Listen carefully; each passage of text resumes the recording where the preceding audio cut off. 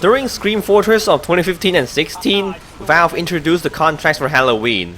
I can't believe that rhymes. I think it's a good way to expand on the contract system that came with Gunmetal. Although I wish we could restart the contracts without having to wait for next year. Because once you're done with it, I feel like there's nothing else to do. But anyway, let's check out the map from these 2 years.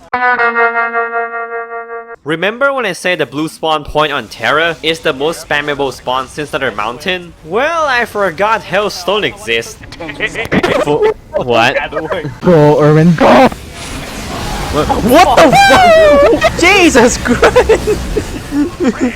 And the fact that the payload car is a ghost, it cripples the red team's ability to defend more than you think. Like, just why? The whole gimmick of this map is spawning a Halloween boss at every control point. The first one spawns a skeleton, the second one the horseman, the skeleton king at the third point, and the last one Monoculus. This alone can make or break your opinion on this map, and I can see why other people don't like it as much as I do.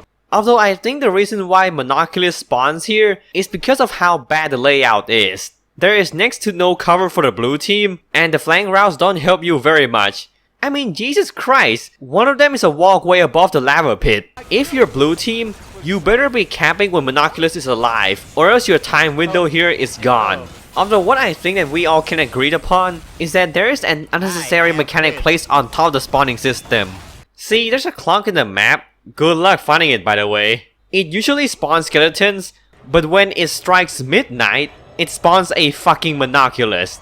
So with this logic, it is entirely possible to have 2 Monoculus at the same time. And if the clock Monoculus spawns early, it will be spawn camping the red team. Mortis Animal Terrors. What? What? Huh? Wait a minute. What? Okay, that's fine. Oh my god, Monoculus is spawn camping red team.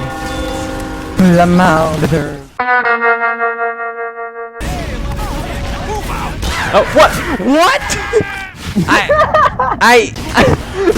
I told him to pop Uber and then he didn't go to you dang. What the fuck? What the?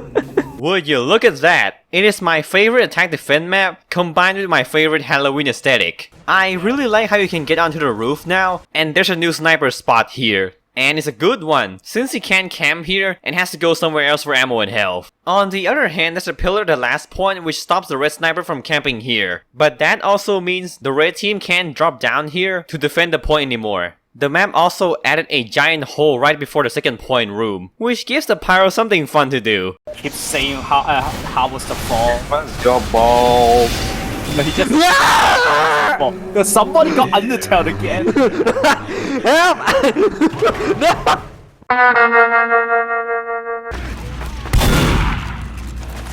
Oh. Okay, fucking. I was looking at Discord, man. You son of a bitch. Maple Ridge goes back to the basics, and it doesn't have many Halloween gimmicks to throw at you. It is a simple reskin with pumpkin bombs. Although I feel like the layout is too open, the area in front of spawn is just a complete blank space. Like, if you give me a screenshot of this area of the map, I would be convinced that the map is unfinished. As for the point, there are covers, but the area is still open for the most part. If you play as spy, pyro, or sniper, you might struggle in this map. But if you play as something like Scout, Soldier, Demo Man, you're probably gonna like it. Yeah, it feels like a competitive map, but wearing a Halloween skin. Something is going on today. I'm gonna say everything. No, yes, Quinn. I wanna shoot Jack. Why did I hit Claire? Claire, god damn it, you got in the way. Thank you, Clay. You're sacrificing. There are not a lot of changes in this map compared to the original one. The medkit at the middle point is now a big one, along with a giant pit like in Ghost Fort. A similar gimmick can be found at the second point as well. The most significant change is that the last point has a different layout. There are holes around the point, and the engineer can do this. You come hang, you just kind of deserve it. I like how the medic that is accurate. JP, it's gonna work, trust me. I hear sentry. God fucking damn it. Hey! I see you discovered my domain. I see you had discovered my Missed your opportunity. Hi. Yeah, what about it? What about it? Cry about it. Cry about it. Right.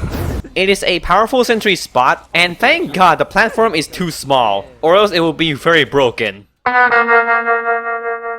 You know, for the longest time, I never knew that this map is set in a swamp. It kinda took me a few years to figure it out. Overall, this map has a surprisingly good flow and layout. Despite not having much verticality, and most of the path the map has is very linear. It has a good sniper spot that allows him to see the whole map, but he also has to watch out for pumpkin bombs spawning near him. Similar to Ghost Fort, capping the point spins the wheel of fate and opens the underworld portal. Although I don't know why the portal is yellow instead of purple, it kinda threw me off the first time I played this map. Man, Tiny S Spy looks like fucking Kingpin. Bro. Winter, why are you a midget? Yeah. Oh, what? What's that? Why did I? There's also a small Easter egg that involves this alligator cutout. Touching its mouth where the light is will kill you. No, I was the one who asked about the Easter egg kill and then I died to it. God damn it. I have a mixed feeling about Pit of Death. I do like the layout for the most part, but it's also way too easy to gain a high ground advantage over anyone. This is because the map layout is one giant hill you have to climb. So by taking the middle area, it is just a few steps away from spawn camping the enemy. So to turn in the souls of dead players, you gotta wait for the portal to open. But don't jump in too early though, or else you end up like me. What? Are you not? What?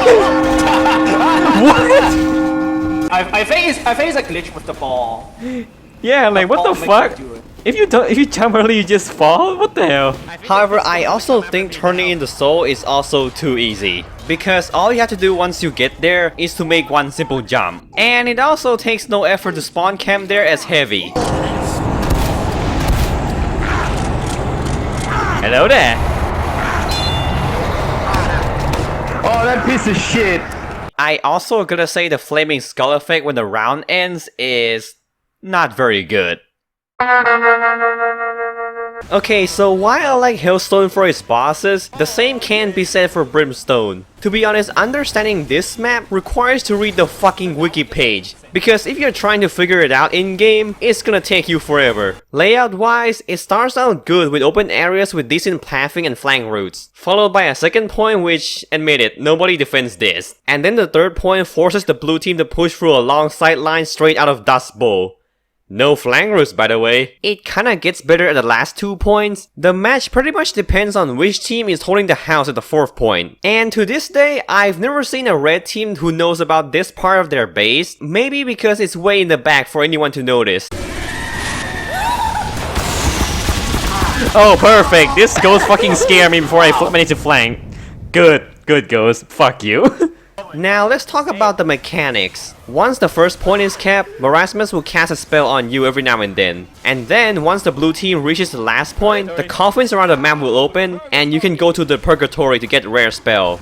While this sounds good, what I don't like about this is how little these mechanics are communicated to you. It is by complete RNG that Marasmus is gonna cast a spell on you. The sole indication is his voice lines, and nothing else. The coffins, on the other hand, is indicated by background music. Yep, background music. Good luck hearing that over the gunfire and people calling for medic.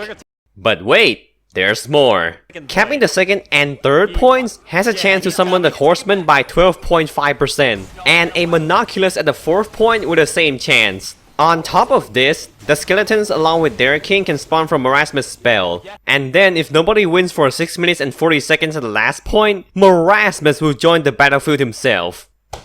Just why? Oh, it's not sad. He's in our spawn, what the fuck? He's inside our spawn! What the hell? What He's in our spawn! No. He's in our spawn! What the fuck? Holy shit! You just spawned right in front of me! At least on Hellstone, you can predict the bosses and only the witching hour is the one that interferes with both teams by random chance. And even then, you can still kinda understand it through gameplay. Brimstone doesn't give you hints, put RNG on top of it, and then expects you to understand it. And those were the maps from the 2 years. I think 2015 maps are better, since I find the 2016 roster to be quite lacking. But we'll see how this goes in 2018 and 2019 Halloween. See you next time.